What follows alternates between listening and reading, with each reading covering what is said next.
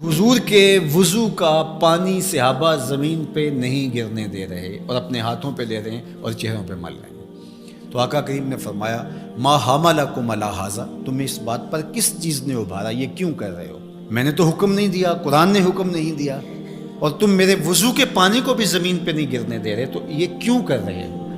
انہوں نے جواب دیا حب اللہ و رسولہ، یہ اللہ اور اس کے رسول کی محبت کی وجہ سے ہم کر رہے ہیں۔ حضور نے اس سے منع بھی نہیں کیا، کیونکہ اگر یہ شریعت سے متصادم کوئی چیز ہوتی تو نبی کے منصب میں شامل ہے کہ نبی منع کرے۔ تو فرمایا جو چاہے اللہ اور اس کے رسول سے محبت کرے یا اللہ اور اس کا رسول اس سے محبت کرے، اس کو 3 کام کرنے چاہیے۔ ان میں سے پہلی بات فرمایا جب بھی بولے سچ بولے، اور دوسری بات ارشاد فرمائی جب اس کے پاس امانت رکھی جائے تو اس امانت میں خیانت نہ کرے، اس امانت کو صحیح لٹا دے، اور تیسری بات جو اس کا ہمسایہ بنے اس کی ہمسائیگی کے حقوق کا پورا خیال رکھے۔ تمہاری محبت کا یہ جذبہ صادقہ ہے کہ تم میرے وضو کے پانی کو بھی زمین پر نہیں گرنے دیتے، لیکن کہیں تمہاری محبت یہیں رک کر کے نہ رہ جائے اور لوگوں کے حقوق پامال نہ ہو جائیں، ہمسایوں کے ساتھ زیادتی نہ ہو جائے۔ تم محبت کی فراوانی جو ہے وہ اپنے سینے میں رکھے ہوئے ہو، لیکن عمل سے کہیں تم بے نیاز نہ ہو جاؤ، لہٰذا تمہاری زبان ہر حالت کے اندر سچ ہی بولنے کی خوگر ہو، اور تم لوگوں کی امانتوں کا پورا خیال رکھو، اور تیسری بات ہے کہ ہمسائیگی کے حقوق تم کبھی بھی اس محبت میں آ کر کے ترک نہیں کر سکتے۔ میں اور آپ دیکھیں کہ ہماری محبت کہیں خام تو نہیں ہے کہ ہم دعوی محبت میں وہ چیزیں کر جاتے ہیں جن کی شریعت ہمیں اجازت دیتی ہے، شریعت کا حکم نہیں ہوتا، اور ہمیں وہ کر لینی چاہیے، لیکن دوسری جانب جو طے شدہ شریعت کا نظام ہے اس کو کہیں ہم پامال تو نہیں کر جاتے، اور محبت کی اس فراوانی کے اندر وہ چیزیں دب تو نہیں جاتی۔ حضور علیہ السلام کا یہ فرمان ہمیں پورا پیکج دیتا ہے، تصویر مکمل سامنے آنی چاہیے،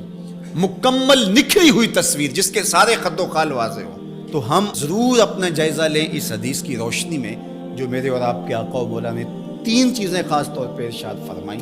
کہ جب بھی بولیں سچ بولیں، تمہاری زبان جھوٹ سے آشنا نہیں ہونی چاہیے۔ یہ محبت رسول کا تقاضا ہے جو خود اللہ کے رسول نے ہمارے سامنے رکھا،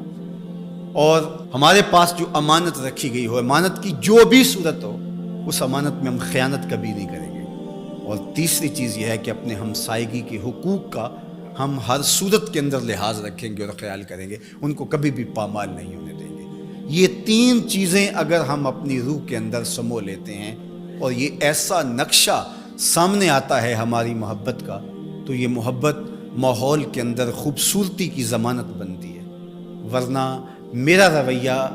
چاہے وہ دین کے نام یا کسی اور نام سے ہو، اگر لوگوں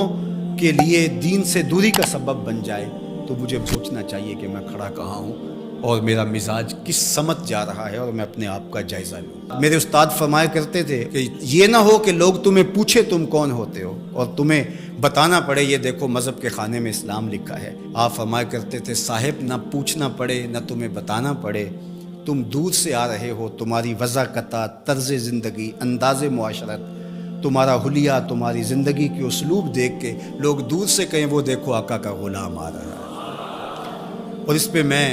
ایک اور بات کا اضافہ کرتا ہوں، اور وہ یہ کہ تم دور سے نظر آ رہے ہو تو لوگ کہیں وہ حضور کا غلام آ رہا ہے، لیکن تم قریب آ جاؤ تو پھر بھی لگے کہ تم حضور کے غلام ہو۔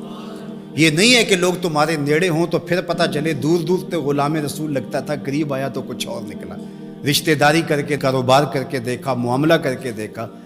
تو اب پتہ چلا کہ اس کی داڑھی کا سائز تو ٹھیک تھا، اس کی پگڑی کا رنگ تو اچھا تھا، اس کا جبہ تو بڑا خوبصورت تھا، لیکن جب اس سے معاملت کر کے دیکھی تو یہ تو کچھ اور نکلا۔ اس کے لہجے میں یوں تو برف تھی، لیکن اس کے لہجے میں یوں تو برف تھی، لیکن جو چھو کے دیکھا تو ہاتھ جل گیا۔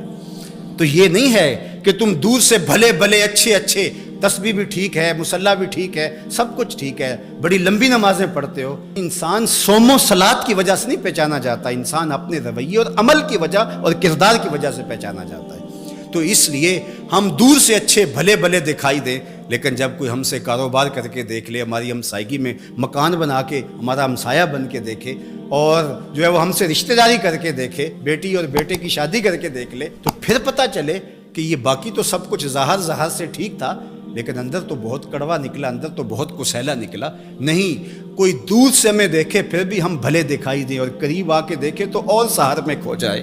کہ حضور کے غلام واقعہ ہی ایسے ہوا کرتے ہیں.